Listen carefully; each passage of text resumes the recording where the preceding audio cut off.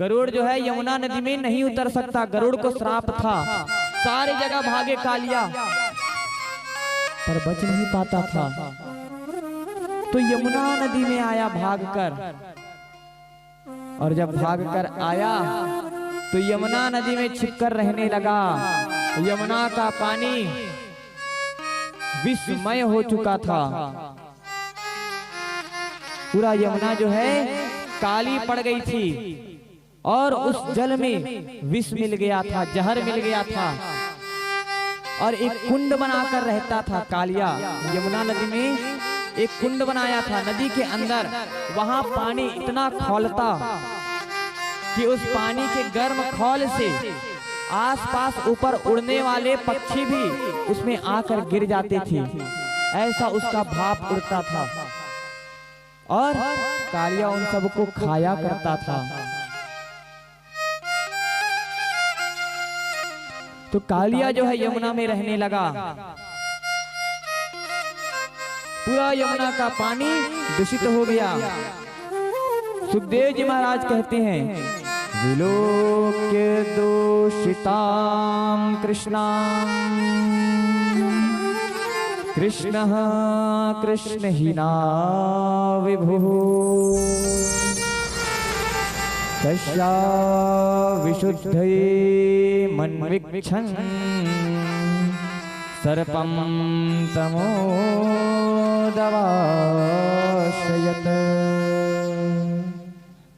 तो कृष्णा कृष्ण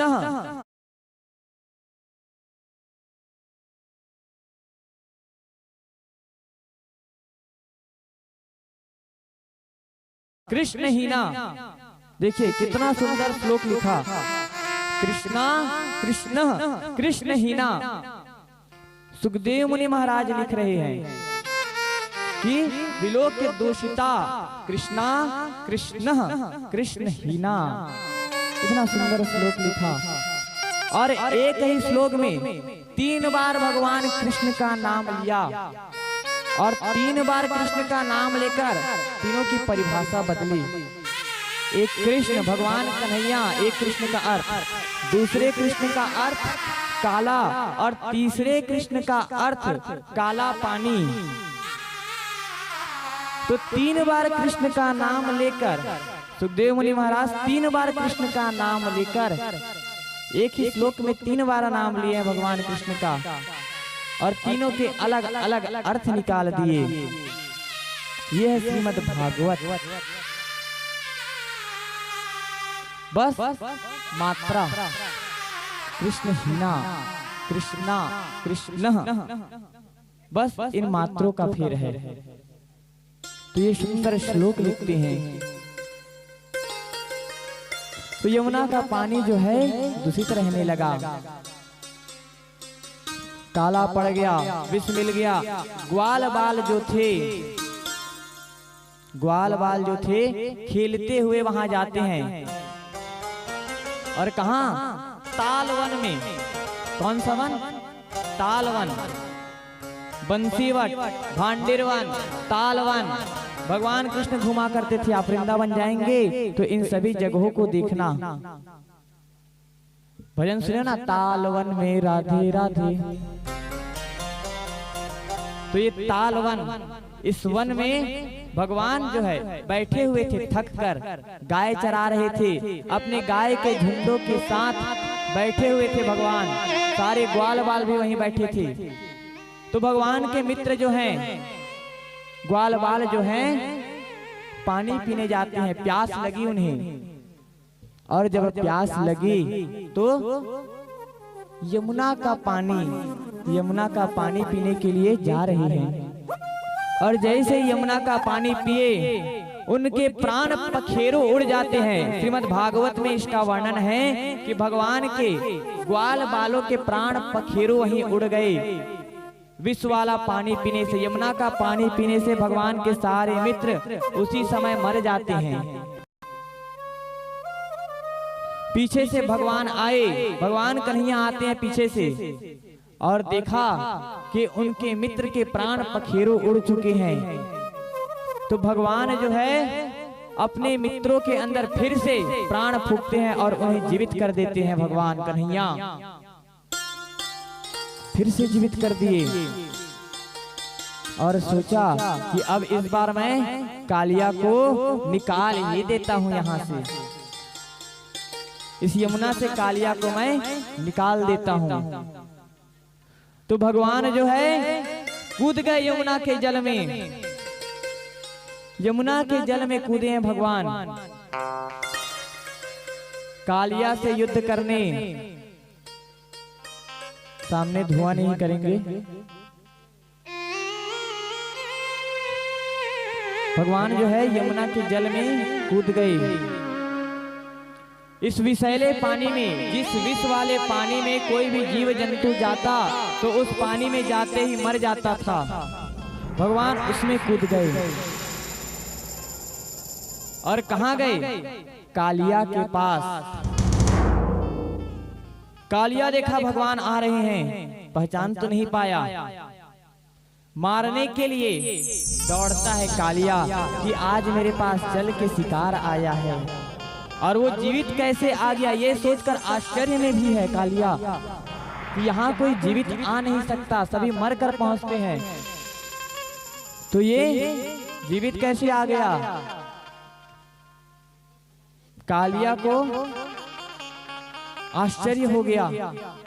और जब कालिया को आश्चर्य हुआ, भगवान जो है हंसते हुए जा रहे हैं।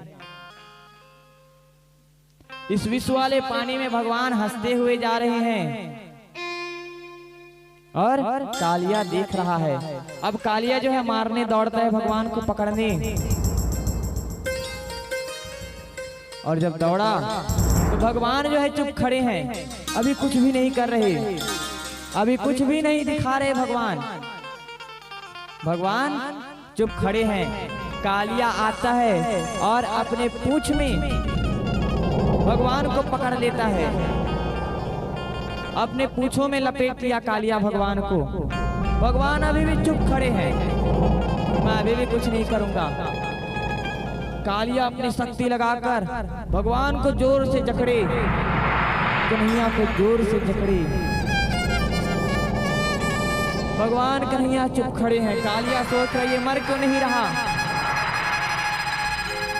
अब भगवान कन्हैया कहे तुमने बहुत खेल खेल लिया, अब मेरी पारी खेल खेलने की। भगवान जो है तुरंत वहां से निकले और निकलकर कालिया के पूंछ को पकड़ लिए और पूंछ को पकड़कर ऐसे पटके कालिया को कि कालिया वही मूर्छित हो जाता है। कालिया की पत्नी आती है दौड़ते, कालिया की पत्नी आई दौड़ते और देखी कि एक साधारण सा मनुष्य कालिया को कैसे मार सकता है। देख रही है। भगवान फिर पकड़े पूंछ को, एक बार फिर से पटका कालिया को। कालिया की पत्नी को लगता है अगर ऐसा ही चलता रहा तो मेरे पति के प्राण यहीं निकल जाएंगे। तो कालिया की पत्नी आती है और भगवान से क्षमा मांगती है कि आप जो भी हैं, मैं आपको तो नहीं जानती, पर मेरे स्वामी को क्षमा कर दीजिए। और भगवान जो है जब इस प्रकार बातें की तो भगवान कालिया को होश में लाते हैं।